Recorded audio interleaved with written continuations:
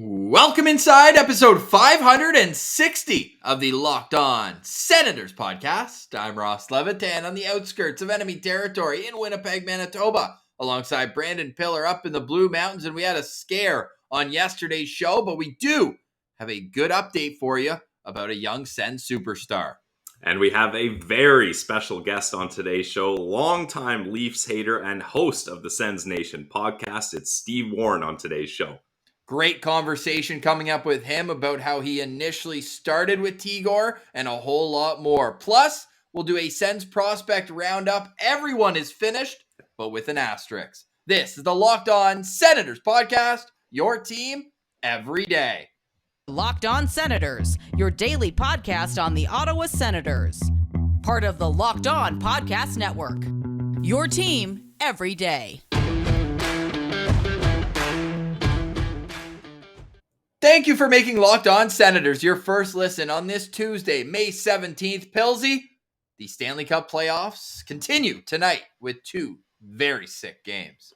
Ross, yesterday was a weird night with no hockey. I didn't know what to do with myself. So it's great. Yeah, it's great that we're back to playoff hockey. And although round one is my favorite round, just because it's nonstop action, there's upsets, there's storylines all over the place. This round two has been, it's looking to be a great one because you got the Battle of Florida, the Battle of Alberta. Maybe the Avalanche Blues is probably the least interesting one. Battle of Ryan O'Reilly. Yeah, sure. We'll spin it that way. And then New York versus Carolina, that's going to be a really good series, even though there's not really a geographical rivalry there. So I'm fired up about round two. There's revenge games all over the place, though. You look at 5 former Rangers currently with the Carolina Hurricanes. And then if you're the New York Rangers, you've just won 3 straight to come back and beat the Pittsburgh Penguins. You're feeling good. I'm feeling good. I might swap out that Tampa jersey for a Rangers jersey because I'm all in on the blue shirt. You have a Rangers jersey? Yeah. Wow. Funny enough, my best buddy Wes lives in New York, so I bought him one. And I was worried I bought him the Fanatics one or whatever. And then, or no, it wasn't even that. I think that I didn't get a confirmation email or something. So I bought 2. And then I was like, all right, well, I guess I'll keep one. All right, The well, other one hey, was a gift. So I'm down to throw the Rangers in that jersey case. All I right. mean, Mika Zibanejad, still love him.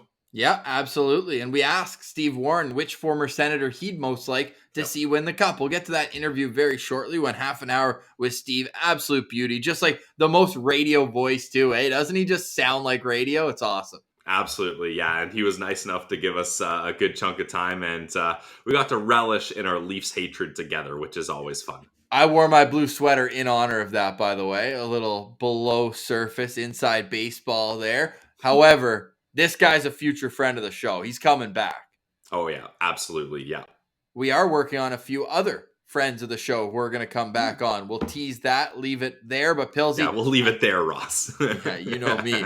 Important update Yes. on Tim Stützle because it did not look good when his injury happened yesterday. We showed the clip on yesterday's Locked On Senators. You can go download that wherever you get your podcast. But Gord Miller, who's covering the tournament for TSN, tweets out, news from Team Germany at the Men's World Championship. The injury to Tim Stützle does not appear to be as serious as initially feared. He'll be reevaluated over the next few days.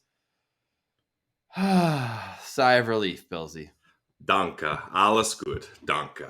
That was very important that it was not a serious injury because I know he skated off on his own power, but as Montreal Canadiens fans might disagree, he's hockey guy tough, and he knows if I can get off the ice on my own, I'm going to do that. And when he was down the tunnel going to the dressing room, he did not look good. He was screaming in pain and kind of rocking and holding his knee. So that's where I was concerned, especially when you look at the fact it was the same knee that he had injured in the Nick Suzuki incident as well. So I really thought it was a bad situation. I mean, hope for the best, expect the worst. That's how we have to live our lives as Sens fans, unfortunately.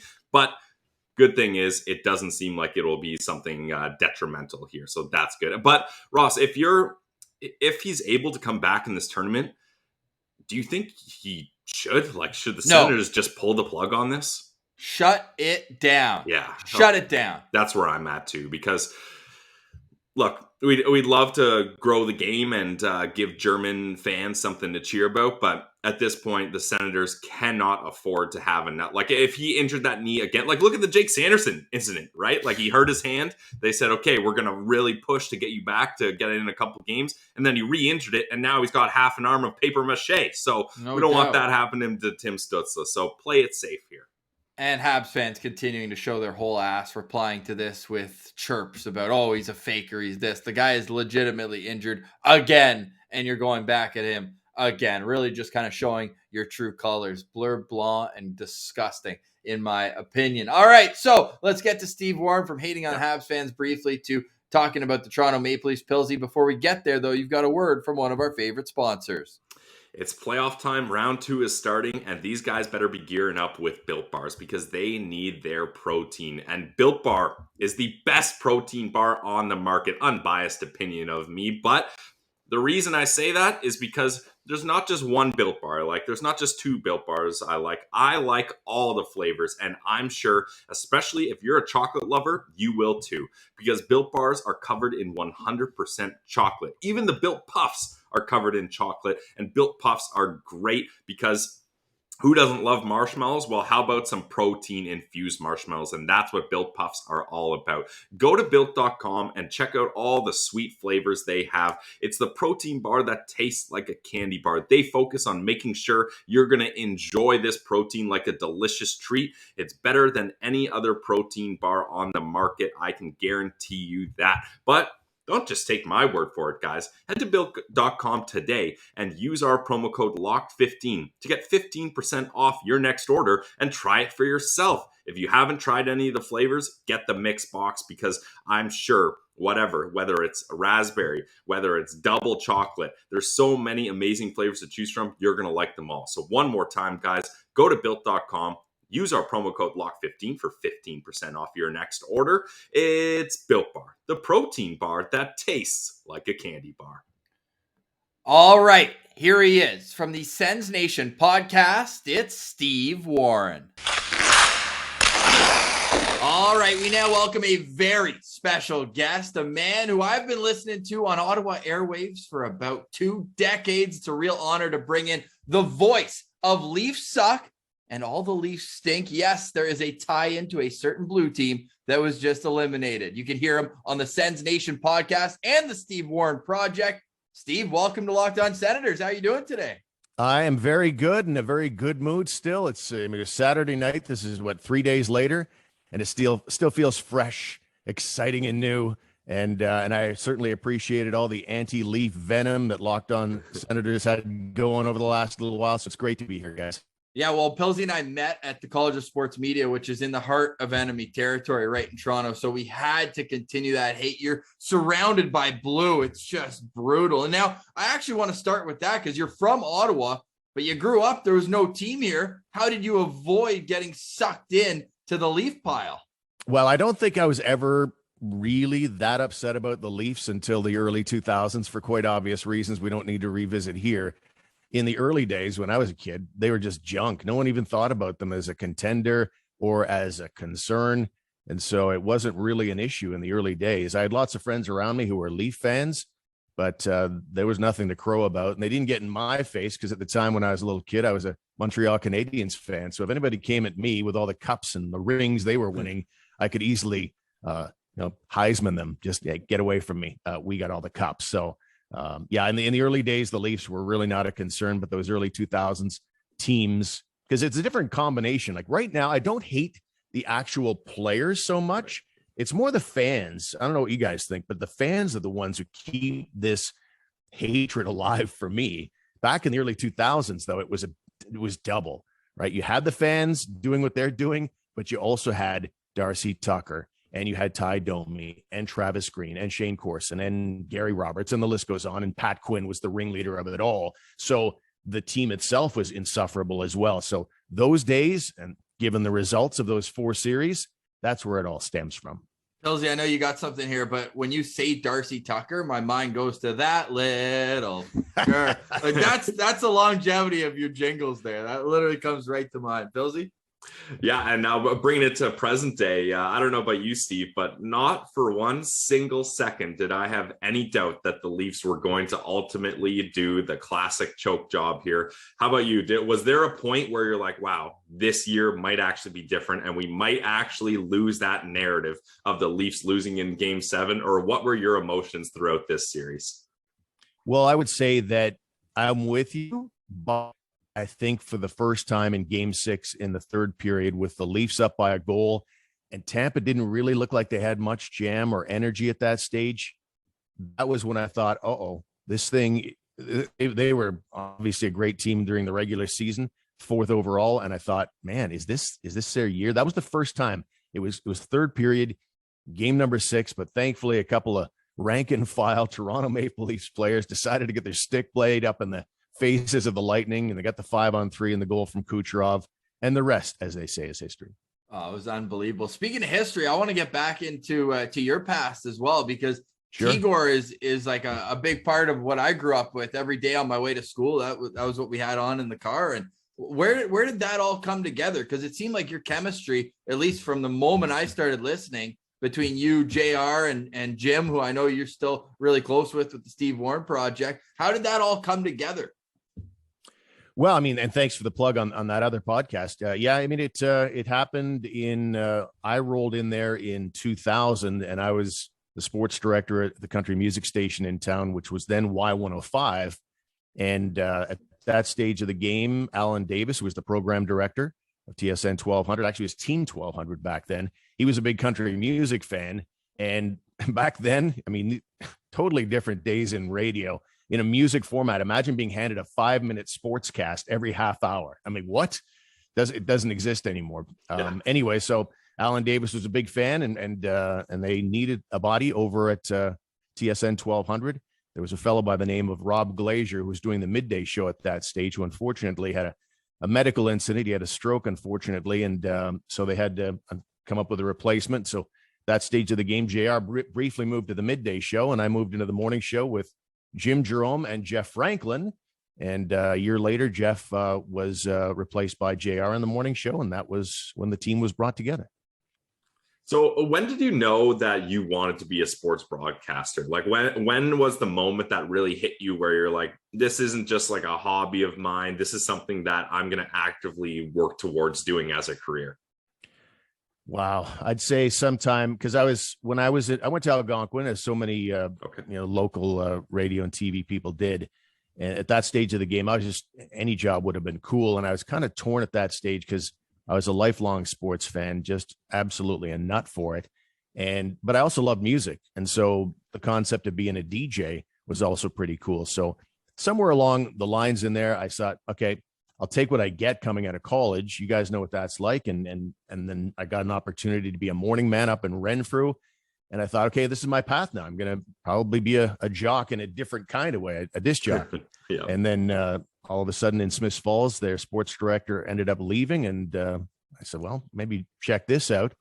And then from there, from Smiths Falls, I was there for a couple of years. And then the NHL came to Ottawa. Dave Schreiber moved out of what was then Y105 over to CFRA to help with the broadcast rights. And I became sports director then at Y105, and it was all sports after that.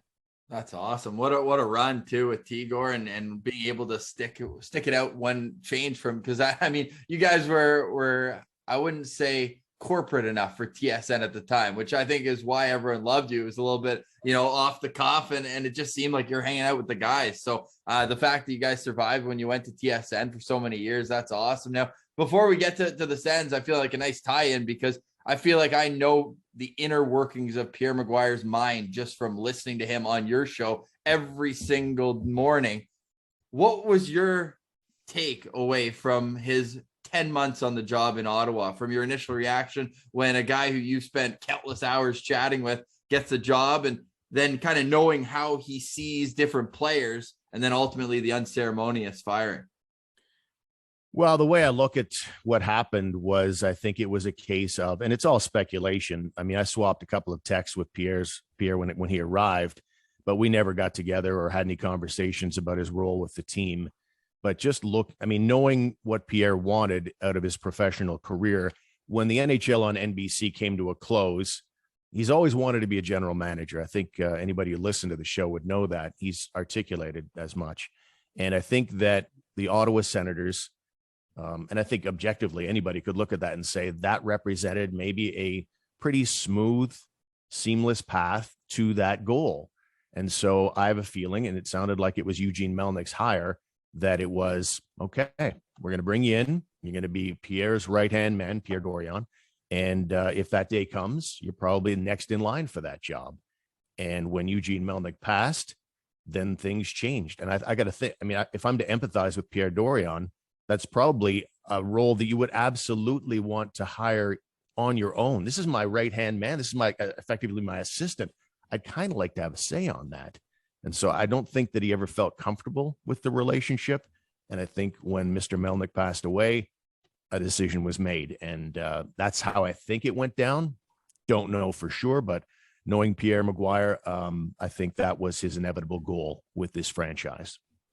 Yeah, it did seem that way. And like Ross said, like you had a relationship with Pierre Maguire before he was hired. And we talked about it when he got fired on our show. Like, it just seemed like the reasons they were bringing him in were for obviously his wealth of hockey knowledge, but also his ability to speak to the media. And we've seen Pierre Dorion have a few not so great appearances in front of the media. So we thought, hey, this makes sense. You're getting a guy who's comfortable, very comfortable speaking in the media. Now we're going to get to hear about the inner workings of the Ottawa Senators on a more regular basis with Pierre Maguire. And then as soon as he was hired, it was radio silence. So we didn't hear him at all after he had been on TSN 1200 every day for like a decade. So why do you think that kind of changed? Because in my opinion, at least, that seemed like that was going to be the biggest, or one of the biggest parts of his job, is showing the media that the Ottawa Senators can speak to their fans and can portray their plan and what they're trying to do. But that just didn't happen. Yeah, I agree. It would have seemed natural. He's one of the most eloquent broadcasters in hockey. Depending on, lots of people have different opinions about his opinions and all that, but he certainly can talk a great game. And I think he would have been great in front of the microphone with the local media. But I think we saw pretty clearly, fellas, right out of the gate, because people had that idea in their head of, is this the next GM in waiting? And so those questions went to Pierre Dorion almost immediately. And he basically said, he reports to me. And I think that from there, you can make the logical assumption that I'll do the talking for this team was the secondary thought, even though it was never articulated. So I think that that's what it came down to.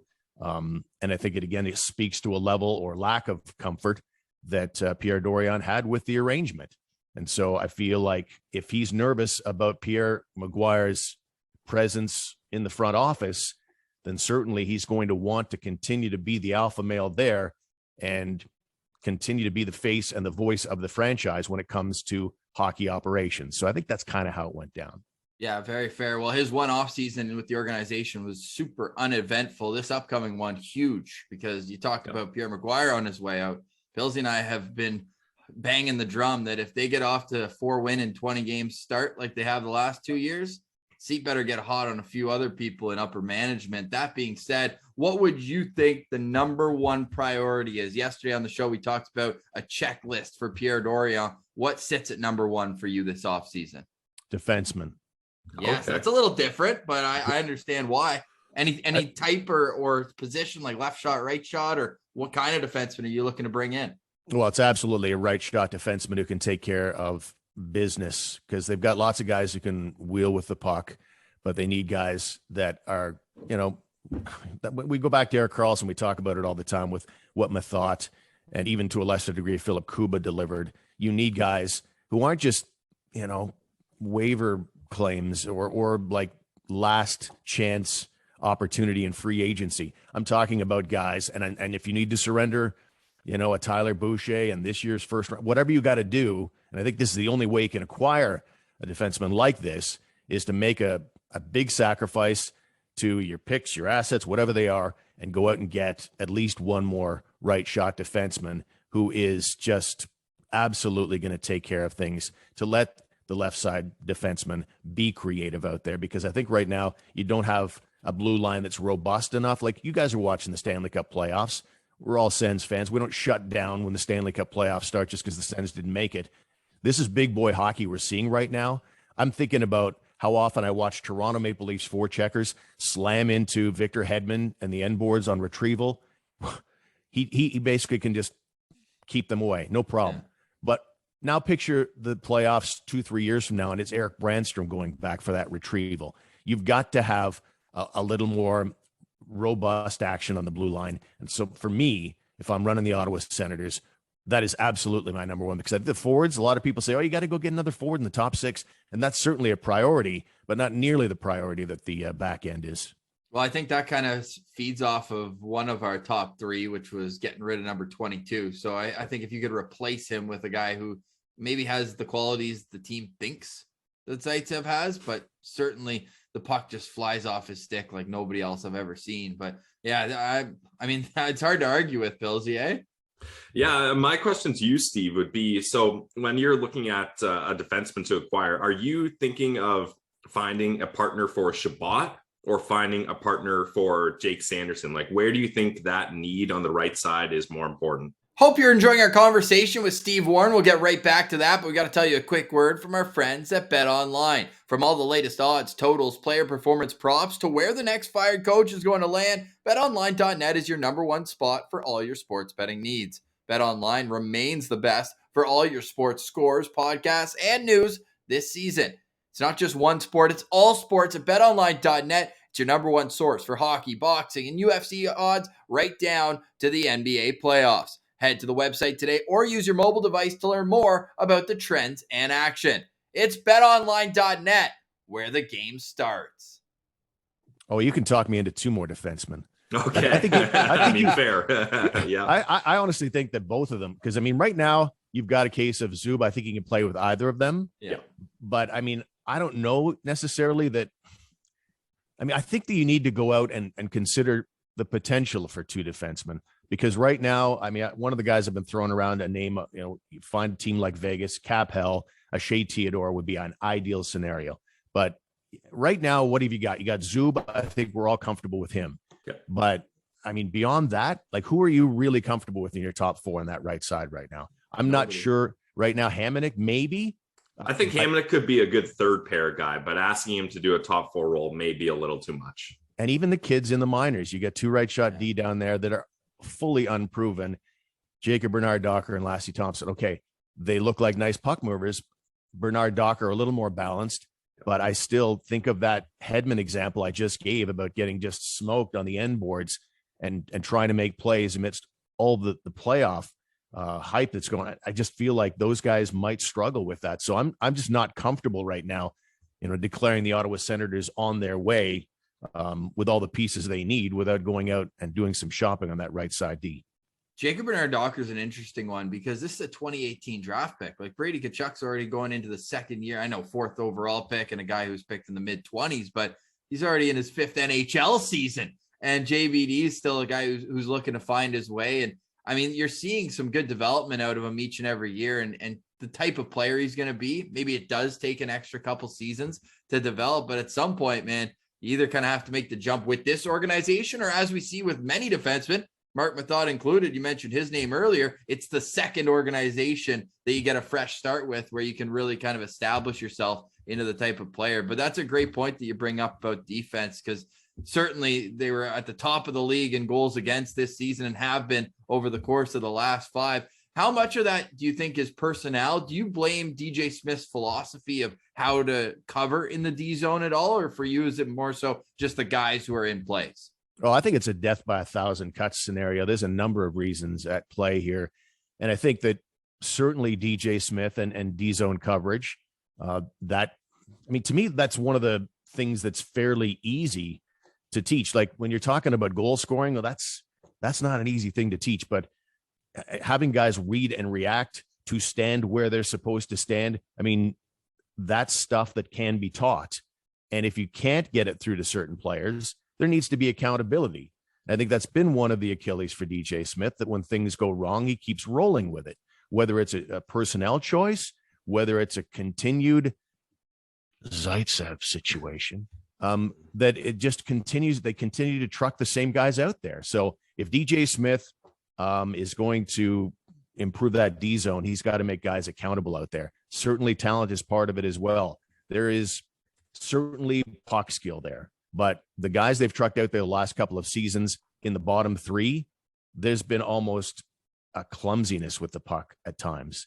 So what's worse for D zone coverage than when you finally get a hold of the puck and have team possession, that you have a fumbling from the defense or you have a bad outlet pass from a blue liner. So these are, like I say, there's a number of reasons why D zone coverage continues to be an issue, but certainly I think coaching is part of it too. Well, outside of Dylan DeMello and Artem Zub, I don't think that Pierre Dorion has really brought in a proven NHL defenseman who can play. Like Holden's been all right, but then you look at it, he looks great when he's playing with Zub, and then all of a sudden he gets put with Nikita Zaitsev, and he falls apart in the last 15 games. And it's just, when do you notice what the common denominator is? Even Thomas Chabot's just pedaling to keep his head above water when he's got 22, just giving the puck away 2 times a shift. Anyway, yeah, and it's not going to come from free agency. No, it's not going to come because you gave up a 3rd rounder. It's going to come with pain. Sens fans who are looking for an answer on the blue line, I mean, you're going to have to sacrifice something you really like. And it's fun to watch on social media when people put out trade options. What if we did this and got this superstar defenseman and we gave up, a 4th rounder and Boucher? Yeah. No, it's going to be something. It's going to hurt to pull off the kind of deal that needs to be made here to bring in the guy that's going to have an impact on that blue line. Yeah, and the thing is, the Senators are at a point where they have so many assets that they can afford to move. Like, you can only have so many picks and prospects before it's like, okay, we need to use those, pile them together to acquire someone like that. Now, if you're going for a top pair defenseman or even a top 4 defenseman, like you said, you're going to have to put big pieces in there. Who are some of the guys that you think the Sens could afford to part ways with? Wow, that would take a little homework to come up with some really good answers for you. But Hillsy just doesn't want you to say Alex Formenton. That's his guy. I do like Alex Formenton, but he's at kind of that spot where he's valuable enough that lots of teams would want him, but he's also improved enough and shown that he has enough value, killing penalties, speed, goal scoring, that you might want to keep him too. So he's at that fringe level. But he's the guy who it would hurt to lose. Absolutely. Yes. But if you're getting a guy who's even better, it's almost, for lack of a better term, because it didn't work out in the end, but you had to give up Turris, but you end up improving that position by a mile when you get Matt Duchene. Yeah. I mean, there's guys that, Formenton, I would look, if I'm, think about the Nick Paul example. People, around the league see what those types of players can add at playoff time. Connor Brown might be a name that's a guy you'd sacrifice. I love that guy. Like, I think, that's a guy who can be your captain. Yeah. I would have no problem with Connor Brown wearing the C for this team if Tkachuk and Chabot were not around. He would have been awesome in that role. But, that's the kind of guy too that other teams are looking for. Your Swiss Army knife, whatever position you need him to play in. He can bring it, and bring it well. Breakaways notwithstanding, everything else, he's fantastic. So that would be another kind of guy that you'd be looking at. You try not to touch the core, but I've always been of the opinion, if the price is right, hey, they traded Gretzky. Everybody's for sale. Yeah, absolutely. They traded Erik Karlsson, and sometimes you get those painful moments like it was with the Karlsson trade. Both times he got traded, right? Because the first time everyone thought he was going to Tampa. No, we need the pain to last a little bit longer.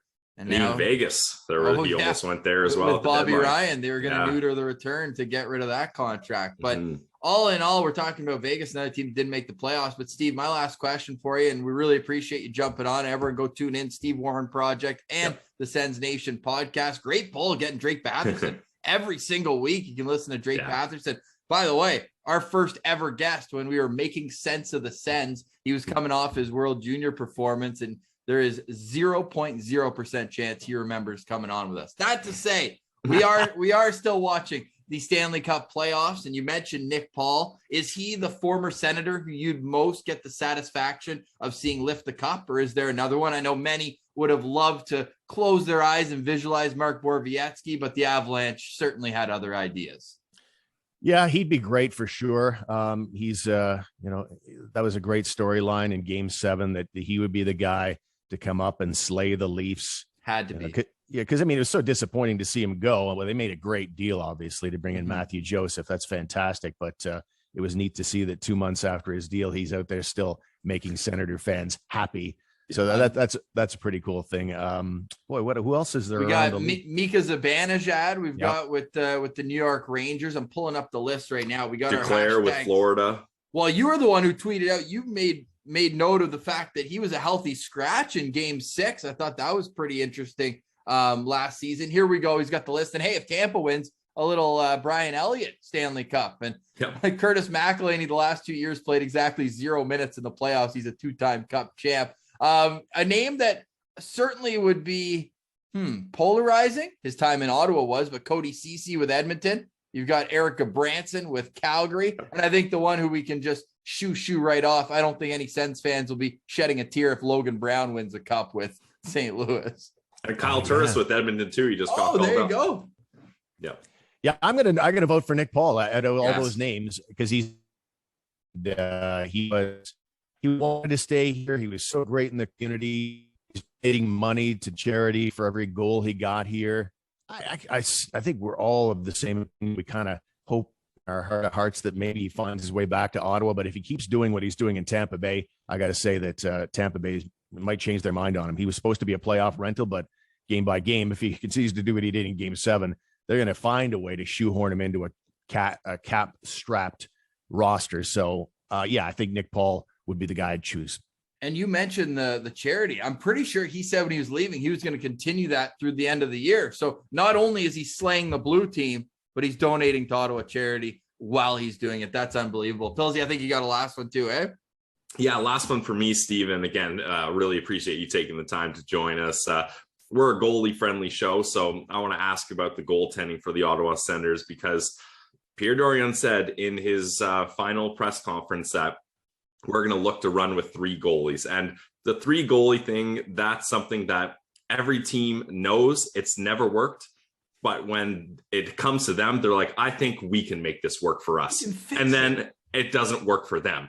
How do you see this playing out in the crease? Because a 3 goalie situation, like not even talking about a season long having 3 goalies, how about getting through a practice with 3 goalies? Just never makes sense. And everybody loses in that scenario. What are the Sens going to do in the crease this season?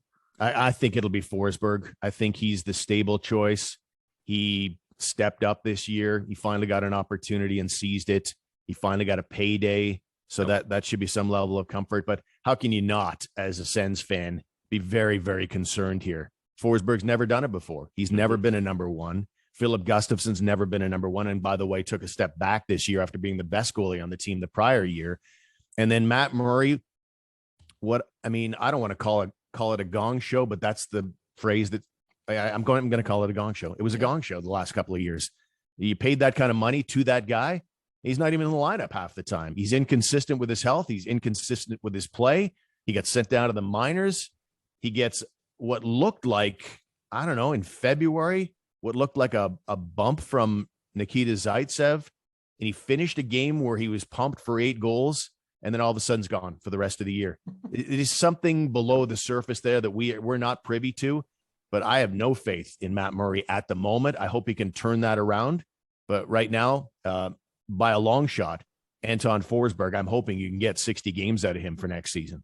Yeah, unbelievable games this season. I think he was 6-1-1 in games where he faced more than 40 shots or made more than 40 saves.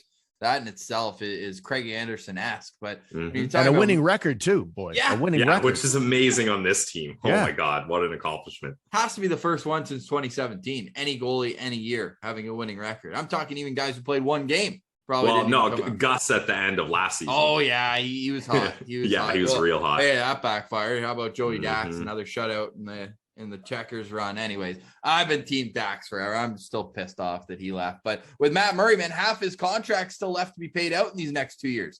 You're gonna pay him $8 million the next big money this season and next. That's a storyline we're going to have to follow. Steve, we'd love to have you back, man. This was fantastic getting to chat with you. Maybe relive some of the glory days back in the 06-07 playoffs, because I feel like covering those must have been an absolute blast. Just scratching the surface, but we really appreciate you coming on. Once again, everyone should listen to the Sens Nation podcast, the Steve Warne Project. Steve, you're an absolute beauty, man. Great to chat with you. Thanks for coming on. Thanks, boys. Really appreciate it. And congratulations on what you're doing here. It's always amazing to me to see guys, start something like this from scratch and bring it to where you have. So well done. And I look forward to being on again soon. Stick taps to Steve for joining us. Fantastic conversation. You can be sure that Steve will be back with us here on Locked On Senators. Pilsy, this is a fun part usually that we do on the show where we do a prospect roundup, but it's all over but the crying. Yeah, it's crazy that all these guys were on other than the Giants, they were definitely the underdogs. But the Kingston Frontenacs, I was very shocked that they got bounced so early. I mean, we got to see North Bay Battalion up front in Ottawa as they swept the 67s, but Frontenacs were only able to get one game out of them, and they were I would say they were the favorites for sure. And Levi Merilainen, he got a taste of what it's like to be in the playoffs, and he struggled a little bit in this series. So we'll see how he comes back next year. But I was a little bit disappointed that the Frontenac season was over so quickly. Yeah, not a fantastic playoffs by any stretch here. If you're hoping for Levy, an .888 save percentage, that was 16th best of anyone who played in the postseason. Now, one guy or two guys on this list only played 2 games. Levy played 11, so certainly more of a sample size there. But still, you'd like to see a little bit more. He had a 5-5 record this postseason in 11 games. Now, Ben Roger, by all accounts, seemed like he had a pretty decent series. Of course, he's the type of player where the less you know about him, the better type thing, where just very responsible defensively. He's a +2 player, 19 shots on goal in 11 games, and he had 2 assists, including one on the advancing goal that they scored in overtime, I want to say, to move on OT. to round 2. So there's your Kingston Frontenacs update, and Shane Wright, 3rd in team scoring in the playoffs.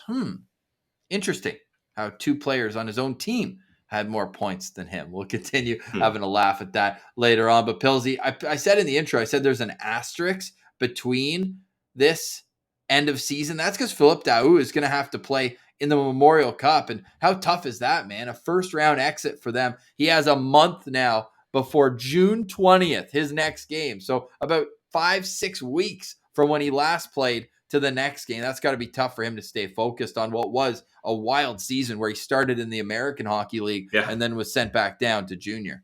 Yeah, and Ross, I think the toughest challenge here is for the coaching staff. Like, how do you plan this next month, keeping your guys kind of in game shape mentally and physically without burning them out, but also not letting them take it too easy? You know what I mean? Like, the coaching staff is going to have to toe that fine line of working the guys enough so that they feel like they have the adrenaline and the push of all these other teams that are battling through intense playoff rounds, but also not putting the pedal to the metal too hard. And then by the time you actually get to play, you're absolutely exhausted. So it's going to be very interesting to see how they handle this situation.